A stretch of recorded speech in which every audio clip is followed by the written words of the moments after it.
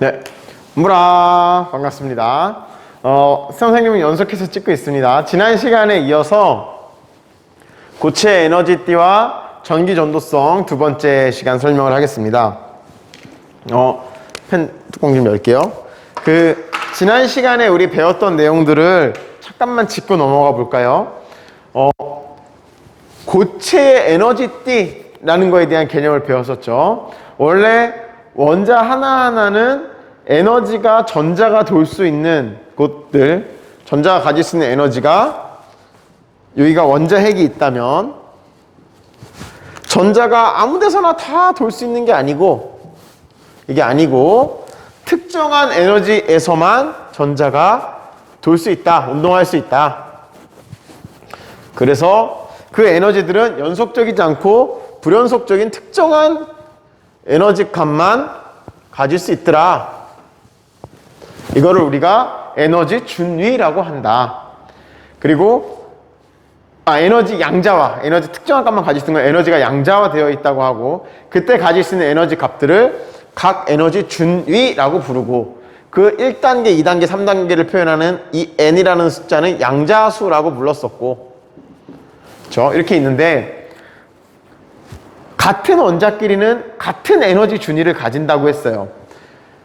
근데 액체나 기체처럼 원자의 간격이 멀리 떨어져 있는 경우에는 서로 영향을 주고받지 않아. 그런데 고체가 되는 경우 문제점이 생긴다 그랬죠. 선생님이 지난 시간에 그래서 A마을과 B마을의 고가도로 얘기를 했어요.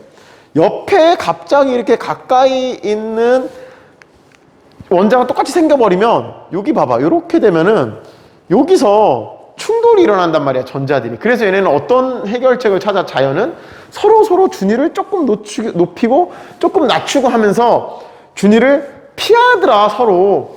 그래서 이게 무수히 많으면 처음에 혼자 있으면 에너지 준위로 나타나는데, 옆에 한 애가 더 들어오면은 걔가 조금 양보해서 이 근처로 약간 이동해서 가, 뭐 위로 가거나 아래로 가거나 이렇게. 근데 또 다른 애가 하나 더 있으면 걔는 또 얘를 피해야 돼, 이렇게. 근데 고체 같은 경우는 주변에 있는 애가 한두 개가 아니라 그랬죠. 어마어마하게 많은 애들이 따닥따닥 붙어있기 때문에 걔네들이 다 피하다 보면은 결국 이 에너지 준위들이 어떤 형태로 보인다? 에너지 띠의 형태로 보인다. 그래서 고체 같은 경우는 에너지 준위가 여러 개 겹쳐진 에너지 띠를 가지게 되더라. 그리고 우리가 에너지 준위라는 거는 전자가 존재할 수 있는 구간이기 때문에 마찬가지로 그게 겹쳐서 나온 에너지 띠에도 전자가 존재할 수 있어. 그런데 이런 띠와 띠 사이 공간에는 전자가 존재할 수 있다, 없다? 없다. 이런 띠와 띠 사이에 있는 이 빈 공간을 띠 간격 또는 띠 틈이라고 부르고, 이 띠 틈은 전자가 들어갈 수 없기 때문에 금지된 영역이라고 부른다. 그리고 이 에너지 띠는 전자가 존재할 수 있기 때문에 얘를 허용된 띠라고 부른다. 그리고 전자가 아래쪽부터, 에너지가 제일 낮은 상태부터 차곡차곡 채워지기 때문에 채워지다 보면 언젠가 마지막 전자가 존재하는 구간이 있겠죠. 그 마지막 전자가 채워져 있는 그 띠를 우리가 꼭 세 번째란 얘기가 아닙니다. 이건 선생님이 지난 시간에 예를 든 거고, 어떤 애는 뭐 10번째가 마지막 띠가 될 수도 있고, 어떤 애는 7번째 띠가 마지막 띠가 될 수도 있고, 어떤 애는 2번째 띠가 마지막 띠가 될 수도 있어요. 어찌됐건 그 마지막 띠를 원자의 가장자리에 있는 띠다. 거기에 전자가 마지막으로 존재하고 있기 때문에 여기 도는 애, 여기 도는 애까지 있는 거야. 그런데 여기까지는 얘가 원자핵의 영향을 받아서 원자에 갇혀있는 상태죠. 전자가 마음대로 가지 못해요. 전자가 원자에게 영향을 받아서 여기 돌고 있는 상태야. 그래서 여기를 원자가 띠에 있으면 전자가 속박되어 있다라고 표현한다 했어. 원자에게 묶여서 더 이상 도망가지 못하고 묶여 있다. 그런데 얘가 어떤 이유로든지 간에 이 위로 넘어갈 수만 있다면 걔는 이제 자유의 몸이 돼갖고 마음대로 움직일 수 있다 그랬지. 속박을 벗어나가지고. 그래서 전자가 여기로 넘어가면 얘를 우리가 자유전자라고 불러요. 자유로워진 전자. 그래서 이 자유전자가 되면은 전기를 흐를 수 있게 되는 거야. 그래서 여기에 전자가 넘어가면 전기를 통하게 해줄 수 있는 띠기 때문에 그거를 우리가 전도띠라고 불러요. 원자가 띠의 바로 다음에 있는 띠 이름이 전도띠인 거지. 그럼 평소에는 전도띠에 전자가 들어있게 안 들어있게? 안 들어있어요. 근데 특수한 경우에 얘로 전자를 보내줄 수 있어. 어떻게 보내느냐? 그게 이제 이번 시간에 하는 얘기입니다. 자,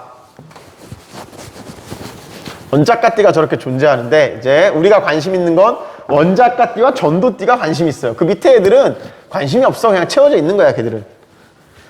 사실 우리가 제일 관심 있는 건 전도띠예요. 전도띠. 전도띠에 전자가 들어있으면 걔는 전기를 흘리거든. 그런데 이 띠마다 간격이 원자마다 다 다르다 그랬죠. 어떤 애는 띠 간격이 넓고 어떤 애는 띠 간격이 좁아요. 그러면 띠 간격이 위로 갈수록 점점 좁아지는 특징을 가지고 있다 그랬잖아. 그러면 어떤 애는 이게 원자가띠인데 간격이 좁아지다가 위에 전도띠가 붙었네? 개이득.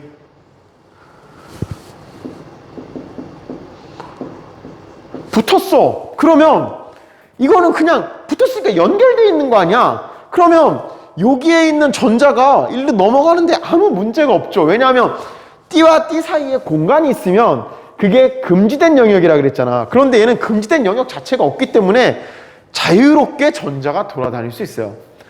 여기 있는 전자가 이 자유의 몸이 되는 전도띠로 넘어가는데 아무 문제 없어. 붙어 있는 거야. 예를 들어 이런 거지. 뭐 예를 들어서 이런 거예요. 한강. 우리 그 6.25 때, 나도 6.25를 겪은 세대는 아니에요. 6.25 때 한강 겨울에 피난을 가는데 한강 다리 폭파시켜서 피난 못 가게 막았다 이런 얘기 들어봤죠. 그치? 근데 여기를 가려고 그러는데 이 강이 좀 부적절하다 얘가. 뭐 이렇게 갑자기 땅이 움직여가지고 땅이 너무 억진가? 강이 이렇게 흐르고 이쪽 땅이 있는데 이쪽 땅이 있는데 갑자기 지진이 나더니 땅이 이렇게 붙어버린 거야. 그럼 여기 있는 사람이 이리로 건너가는데 아무 문제가 없죠. 그냥 걸어가면 되잖아. 그치? 그런 거야. 그런 상황이 벌어지는 원자들이 있어요. 위로 갈수록 띠 간격이 점점 좁아지다가 어느 순간 하필이면 제일 마지막 전자가 차 있는 그 원자가띠와 그 위에 있는 띠가 탁 때마침 붙은 애들이 있어. 걔네들은 개이득이야. 마음대로 전자가 전도띠로 가서 자유롭게 돌아다닐 수 있어. 이런 애를 우리가 뭐라 부르느냐? 이런 애를 우리가 도체라고 불러요. 도체. 전기를 잘 통하는 물질. 예를 들면 금, 은, 구리 이런 금속류 같은 애들이 이런 특징을 가지고 있지. 그런데 어떤 애는 원자가띠가 이렇게 있으면 원자가띠 원자가띠 그 다음에 전도띠가 저기 있어. 와, 환장하는 거예요. 희망이 없다. 희망이 없어. 여기 있는 애가 여기에 마지막 전자들이 이렇게 차 있는데 야, 나 글로 가고 싶어. 자유의 몸이 되고 싶어. 근데 여기가 너무 멀어. 멀다. 한강이 가로막고 있는 거야. 우리 6.25 때 한강 헤엄쳐서 건널 수 있는 사람 많지 않아요. 나는 건널 수 있지. 너네 못 건너지. 수영을 배워야 돼. 그래서 건너본 적 없어. 근데 쌤이 수영장에서 3km까지는 수영을 해봤거든. 3km. 그러니까 50m 수영장 30바퀴. 왕복하면 100m거든요. 거기 30바퀴까지 해봤어요. 얘기해줬나? 쌤이 수영을 배웠어요. 조종사 되면은 수영을 배워야겠다는 그 필요성이 엄청 느껴져. 왜냐하면 바다에 추락했을 경우에 수영을 못하면 그냥 죽는 거거든. 그래가지고 쌤이 이제 조종사 되고 그전에도 수영을 좀 할 줄 알았는데 미친 듯이 수영을 해서 수영을 잘하게 됐다. 그래서 이제 그거 너네 수영 배워본 뭐야 말 왜 자꾸 새? 재밌잖아. 수영을 이렇게 배우다 보면은 언제 힘드냐면은 한 바퀴 도는 게 힘들어요. 끝까지 한 번 가면 숨차서 죽을 것 같아. 보통 수영장 25m잖아. 경기 규격 있는 시에 한두 개 정도 큰 50m짜리 있고 보통 동네는 25m거든? 그럼 25m만 가도 숨차서 죽을 것 같잖아. 막 거기 쉬다가 또 반대로 돌아오고 그러다가 조금 잘하면 한 바퀴 돌고 이러는데 이게 한 바퀴 돌 때 힘들고요. 한 3바퀴 돌 때까지는 계속 숨이 차. 숨이 차서 못 돌아. 숨이 막 턱까지 차가지고 참고 하다가 한 2-3바퀴 돌면 이제 멈춰야 되는데 이제 계속 하다 보면 이 순간을 넘어서는 순간이 와요. 달리기 할 때는 좀 다른 상황이에요. 달리다 보면 너네 그거 알아? 체육 시간에 배우나? 세컨드 윈드. 뭐 한자로 4점. 계속 달리다 보면 심장이 막 터질 것 같은 시점이 오다가 거기서 조금만 더 버티면은 몸이 적응하는 거야. 그 상황에 몸이 적응해서 막 처음엔 평상시처럼 막 활동하다가 뛰니까 막 심장이 미친 듯이 뛰는 거지. 막 뛰다가 야, 이 새끼 왜 이래? 계속 뛰네?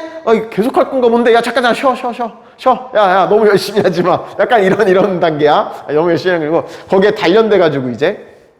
그래서 그 세컨드인데 4점이라는 단계를 지나면 숨이 좀 덜 차고 피로가 좀 덜 느껴지는 그런 시점이 옵니다. 그래서 장거리 달리기 하다 보면 그 세컨드 윈드가 느껴져요. 마라톤 선수들도 당연히 느끼겠지.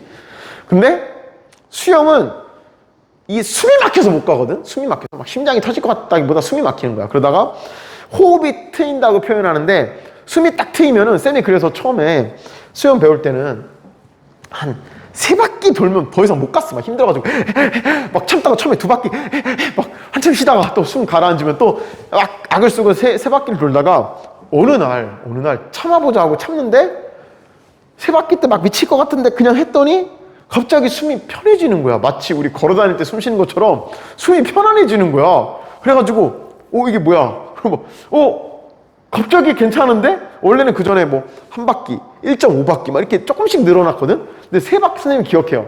3바퀴를 돌파한 날 갑자기 호흡이 편해지더니 숨이 잘 쉬어져. 그래서 계속 그냥 가볼까 했는데 10바퀴까지 그냥 갔어요. 10바퀴. 그 다음에 이제 좀 힘들어. 왜냐면 그때는 이 수영하는 근육들이 아주 막 맨날 3바퀴 이렇게밖에 안 돌았으니까 10바퀴 돌면 이제 근육들이 막 힘들단 말이야. 팔도 뻐근하고. 그러다가 이제 그렇게 그러니까 너네도 수영 배우다가 포기하지 말고 이 숨이 트이는 순간까지 배워야 돼.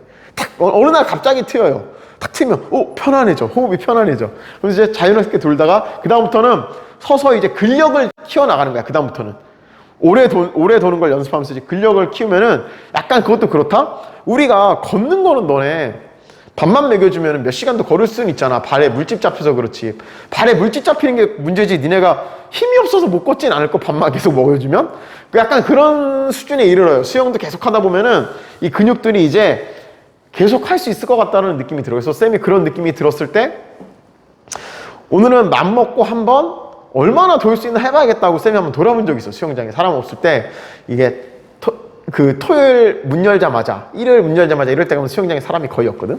막 일요일 아침에 가면은 가서 레인 쫙 비어있을 때 그 50m짜리 큰 수영장 가가지고 맘먹고 돌았다. 1시간 내내 도니까 30바퀴 그러니까 3km 정도 돌았는데 그 다음에 더 돌 수 힘이 없거나 숨이 차거나 이런 게 아닌데 왜 못 도는지 얘기한 적 있지 않나?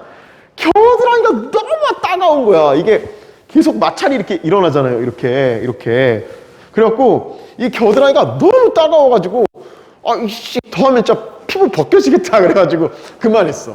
나오니까 여기 피가 살짝 나는 거야. 부분 막 핏방울도 있고 그래가지고 그거 한번 돌고 여기가 쓰려가지고 며칠 동안 아무것도 못했어요. 여기 다 까져가지고. 그러니까 이게 계속 팔을 이렇게 돌리잖아. 1시간 동안 이걸 돌렸다고 생각해봐. 1시간 동안 쉬지 않고. 그래갖고 내가 3km 넘게도 할 수 있겠다. 여기만 괜찮고. 그래서 쌤이 그때 주변에 수영 잘하는 사람한테 물어봤다. 너 했는데 못하겠다 했더니 원래 그게 그렇대. 그 다음 단계가 여기에 피부 굳은 살 배기는 게 그 다음 단계래. 그래서 잘하는 분들은 뭐 수영을 오래 할 때 여기 오일 같은 거 바세린 이런 걸 발라가지고 대회 같은 거 나갈 때 막 5kg, 10kg 하시는 분들이 있거든요. 여기 겨드랑이에다가 오일 같은 거 미끈미끈한 거 발라가지고 여기 안 되게 한대요. 제모도 하고 그래서 그런 거 안 하면은 쓸려가지고 못 한다고 막 그랬어. 근데 이 얘기가 왜 나왔냐? 한강 생각났다. 자, 이게 어떤 애는 여기가 멀디가 아니고 멀다. 원작가띠와 전도띠가 굉장히 멀어. 우리 6.25 때 한강을 두고 이렇게 땅이 탁탁 끊어진 것 같은 거야. 그래서 여기서 건너갈 수가 없는 거지. 여기 있는 사람이 여기에 가야 자유가 되는데 전자가 너네 위아래를 쓰니까 이렇게 할까 이렇게? 여기에 전자가 빠글빠글 모여 있어. 얘네가 이 자유의 땅으로 가야 돼. 그런데 한강이 너무 커. 못 건너가. 선생님 건너는 애들 있잖아요. 한강 건널 수도 있죠. 얘가 부적절했다. 태평양. 자, 태평양이 있다. 그쵸? 바다야.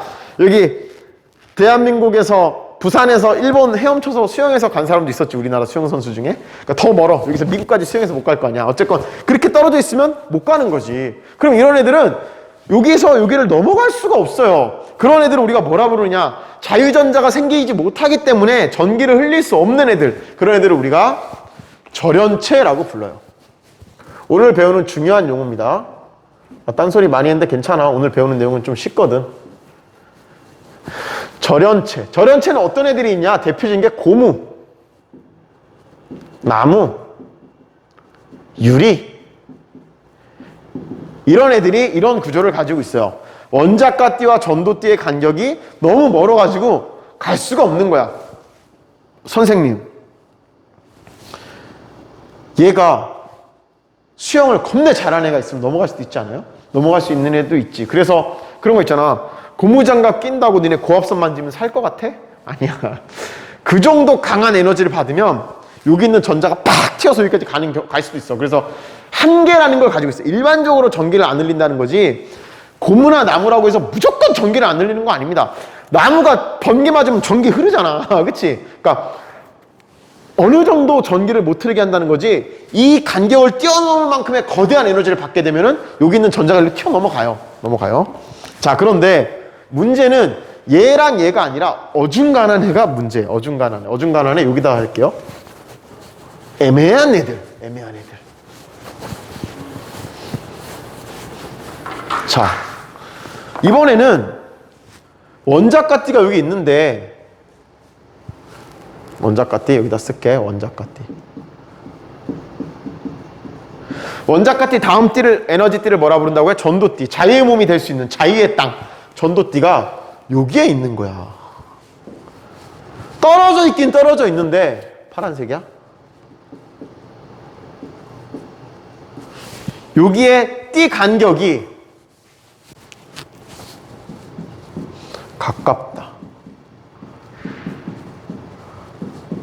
여러분, 그 에너지의 단위가 뭐죠? 우리 1학기 때 배웠어. 1학기 때 예전에 배웠죠. 에너지 단위가 줄이잖아. 그러면은 요 띠에 해당하는 에너지들도 원래는 줄로 표현해야 되죠. 1줄, 3줄, 뭐 8줄 이렇게 에너지는 줄로 해야 되잖아. 근데 이 줄이라는 거는 원자 단위에서는 너무 큰 단위예요. 마치 파리의 몸무게를 재는데 단위를 톤으로 하는 거랑 같은 식인 거야. 이 전자들이 가진 에너지는 굉장히 적어가지고 걔네들이 쓰는 거는 줄이 아닌 다른 단위를 써요. 원자 단위로 작은 애들은 에너지 단위로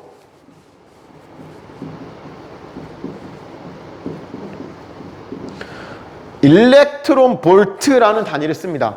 굉장히 특이한 건데, 뭐야, 전화가 왔다. 안 받아. 일렉트론 볼트, 이거는 이게 약 얼마냐? 우리 책에 있나? 1.6 곱하기 10-19승 줄인가? 굉장히 작은 값이야. 이게 전자 한 개가 1볼트의 전압을 받았을 때 가진 에너지 뭐 그렇게 하는데, 그냥 여러분이 기억해야 될 거는 작은 큰 에너지 단위는 우리가 줄이라는 단위를 쓰는데, 줄과 똑같아요. 얘도 환산하면 줄로 바뀌거든. 그런데 원자 단위로 작은 데는 에너지가 너무 작기 때문에 0.00000000001줄 이렇게 말하기 그렇잖아요. 그래서 그때는 1 일렉트론 볼트 이렇게 단위가 바뀌는 거야. 10-10 몇 승이에요. 하여튼 이 단위를 쓰는데, 이게 가깝다라는 거의 정의가 어느 정도 되면 가깝다라고 표현하냐면, 얘와 얘 사이의 에너지 간격이 약 1 일렉트론 볼트 내외 정도 되면은 여기를 가깝다라고 표현해요. 예를 들면 이런 거야. 여기가 막 바글바글 전자들이 모여 있고 자유의 영역인 전도띠가 여기 있는데, 여기가 굉장히 가까운 거야. 쉽게 말하면 개울물 정도 되는 거야. 개울물 좀 심했나? 계곡인데 조금 넓이가 있는 계곡. 물이 막 흐르는데 여차하면 넘어갈 수는 있어. 넘어갈 수 있는. 평소에는 못 넘어가지만 어떨 때 넘어가냐? 내가 뭐 신었어. 콩콩 스카이 콩콩 용수철 다니 신발 신어서 띠용 뛰면 쭉 뛰어서 한 3m 넘어갈 수 있어. 그럴 때 하는 거를 이렇게 해요. 그러면 얘는 이런 경우에 어떤 일이 벌어지냐면, 평소에 전자들이 여기 있다가는 엄연히 떨어져 있기 때문에 여기를 못 가요. 못 가는데, 이 간격이 너네가 일렉트론 볼트라는 단위가 익숙하지 않으니까 선생님 너네가 익숙한 단위로 일단 예를 들어볼게요. 자, 원자과 띠의 에너지가 예를 들어서 10줄이에요. 전도띠가 가지는 에너지가 12줄이에요. 그러면 여기 있는 애들한테 2줄만 주면 얘가 여기를 넘어갈 수 있겠죠. 얘네가 가지고 있는 에너지가 10줄이라서 여기를 못 가는데 야 니네 오고 싶어? 그럼 12줄 돼야 돼. 그럼 밖에서 누가 야 내가 2줄 더 줄게 너 넘어갈래? 여기다가 2줄 주면 얘가 있는 애가 오 땡큐 베리 마치 하고 딱 만약 1줄만 받잖아. 1줄을 받으면 11줄이 돼. 11줄은 요 중간인데 여기는 전자가 존재할 수 있어요 없어요? 금지된 영역이었잖아. 금지된 띠랄까? 여기 못 가. 그래서 딱 요 띠 간격에 해당하는 에너지를 받으면 그 이상을 받으면 얘가 일로 넘어가서 자유의 몸이 될 수 있고 그만큼의 에너지를 못 받으면 못 가. 자, 근데 선생님 그럼 얘도 이거 받으면 넘어갈 수 있지 않아요? 넘어갈 수 있는데 현실적으로 요 간격이 너무 멀어가지고 이 정도 에너지를 받기가 어려운 거야. 막 번개 이런 거 치지 않으면은 어렵지. 그래서 얘는 너무 멀어서 사실상 못 건너가는 거고 선생님 이런 거랑 똑같은 거야. 우리나라에서 미국까지 수영해서 갈 수는 있잖아요. 갈 수는 있는데 불가능하다고 부르잖아요. 그러니까 얘네들도 사실상 이 정도 에너지를 극복하기가 전자 정도의 차원에서 이 정도 에너지를 받아서 넘어가기는 어려운데 이런 건 가능한 경우가 있어요. 그래서 얘네들한테는 이렇게 하는 거야. 어떻게 에너지를 주냐. 야 너 가고 싶어? 에너지 내가 어떻게 줄까? 첫 번째 열을 가하는 방법이 있어요. 열을 막 주면은 여기 있는 전자들이 막 흔들리면서 에너지가 생겨서 뿅 넘어가. 얼마만큼의 에너지를 받으면 띠 간격에 해당하는 에너지를 받으면 또는 여기다가 플러스 극 전압을 걸어줘요. 그럼 플러스가 이 전자를 위로 당겨주겠죠. 전자의 입장에서 플러스가 얘를 당겨주는 에너지를 받는 거야. 그러면 이 플러스가 당겨주면 여기 있는 전자가 뿅 가. 그건 무슨 말이냐? 특정한 전압을 걸어주면 얘를 옮겨서 얘를 전기가 흐르게 만들 수 있다는 거야. 그런데 이게 없다면 아무것도 아닌 상태에서는 얘는 엄연하게 가운데 공간이 존재하기 때문에 넘어가지 못하죠. 이렇게 특정만 이 띠간격에 해당하는 에너지를 받았을 땐 넘어갈 수 있고 그게 아니면 못 넘어가는 넘어가면 도체 못 넘어가면 절연체가 되는 그 물질을 뭐라고 부르냐?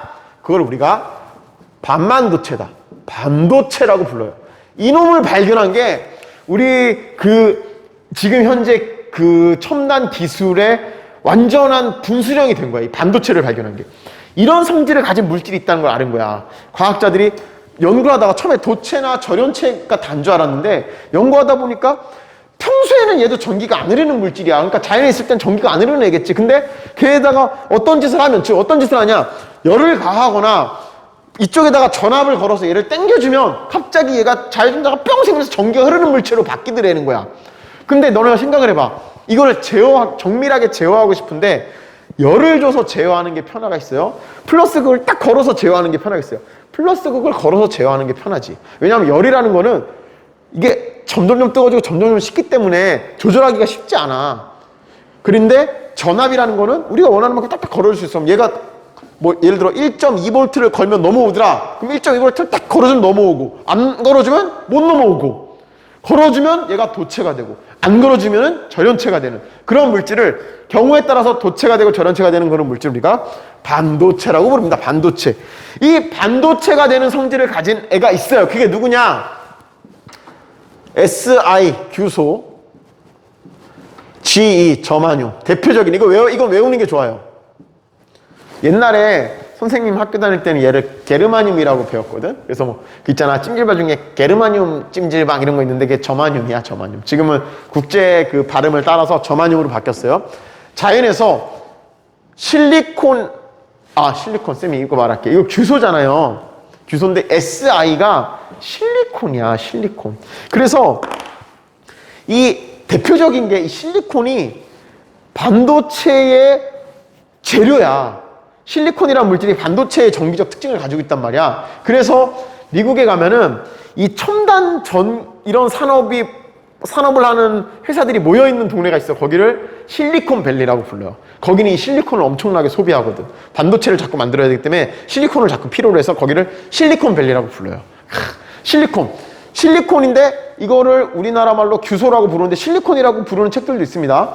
얘가 제일 많이 써요. 저마늄도 많이 써요. 그래서 이런 애들이 많이 포함되어 있는 광물, 얘를 땅 캐면 이 원소들이 많이 포함된 게 나오는데, 그거를 히토류라고 부르잖아, 히토류. 그래서 지금은 세계적으로 이 반도체를 만드는 재료를 구하기 위해서 엄청나게 막 경쟁이 치열하죠. 근데 히토류가 많이 매장되어 있는 데가 있어.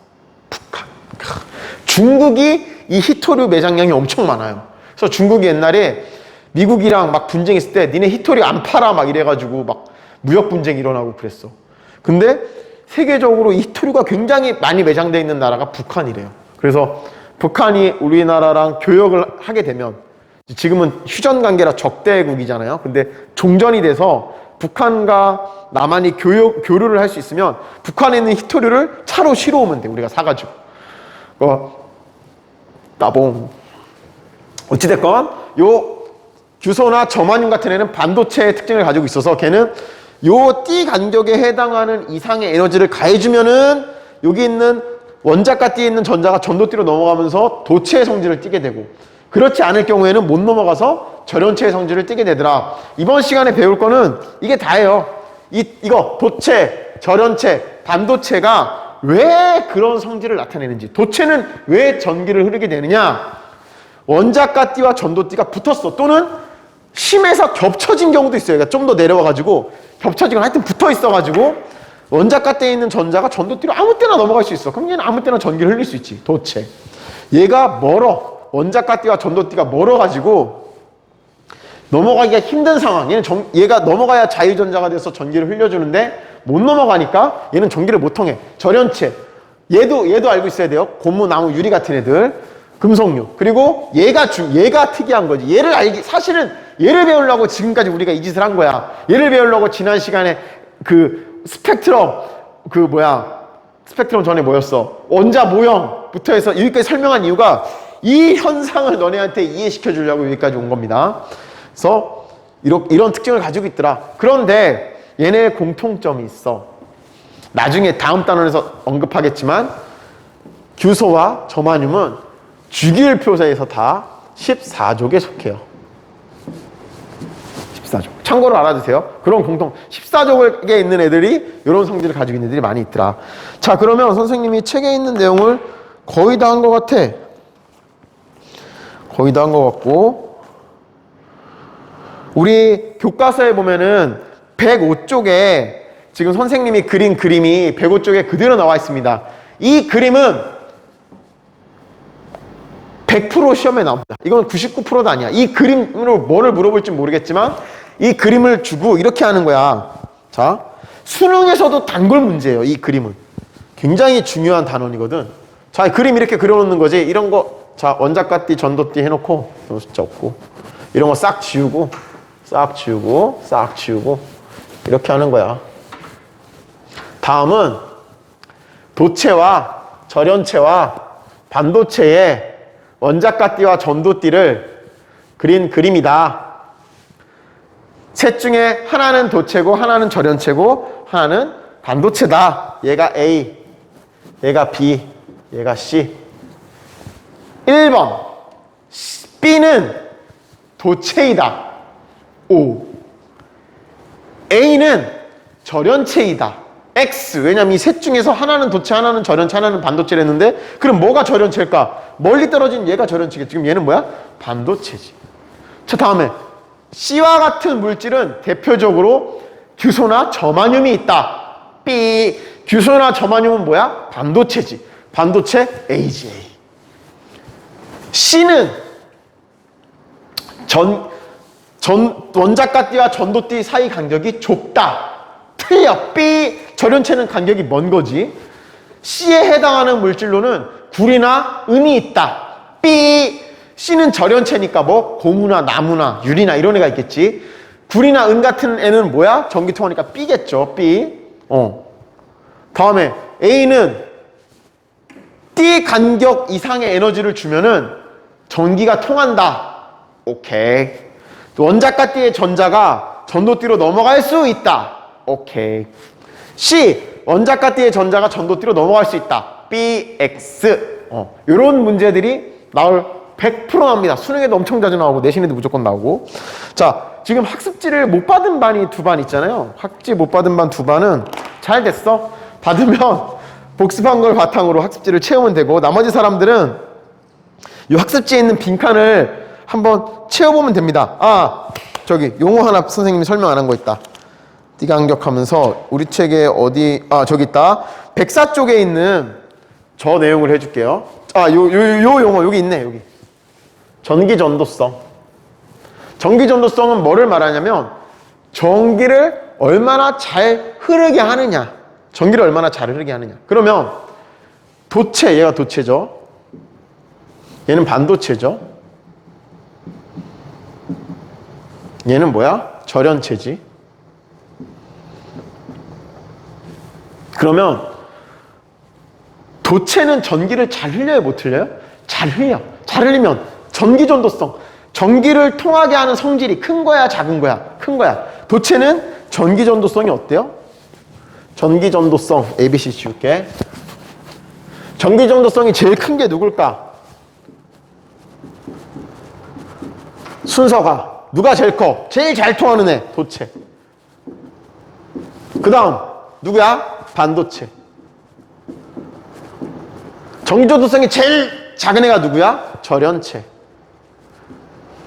그 어떤 참고서에 보면은 절연체라는 말 대신에 부도체라는 말을 쓴 참고서들이 있어요, 아직도. 근데 이게 용어가 바뀌었어요. 옛날에는 도체, 반도체, 부도체, 도체가 아니다 해서 부도체라고 했는데 이 말은 엄밀히 말하면 정확한 표현이 아니라는 거예요. 왜냐하면 얘도 번개 맞은 것처럼 이거 뭐야? 아, 이거 우리 종 아니에요. 우리 종 아니에요.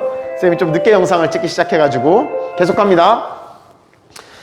엄밀히 말하면 얘도 굉장히 많은 에너지를 받으면 넘어갈 수는 있잖아. 일반적으로 나타나지 않는 경우지만. 그래서 얘를 부라는 말은 안 쓰고 절연체라고 부릅니다. 그러나 문제에서 얘는 여기로 넘어가기가 어렵다 이런 말은 맞아요. 그래서 전기전도성은 이렇게 된다. 그러면 반대로 저항은 뭐냐 하면 전기를 잘 못 흐르게 하는 정도를 우리가 저항이라고 그러죠. 저항이 큰 물질은 전기가 흘러 안 흘러? 안 흐르지. 저항이 작으면 전기가 잘 흐르죠. 그러면 전기가 잘 흐르면 흐를수록 저항이 큰 거야, 작은 거야? 저항이 작은 거지. 저항은 순서가 어떻게 될까? 도체가 전기를 못 흐르게 하는 저항이 제일 작은 거고 순서가 이렇게 되겠죠.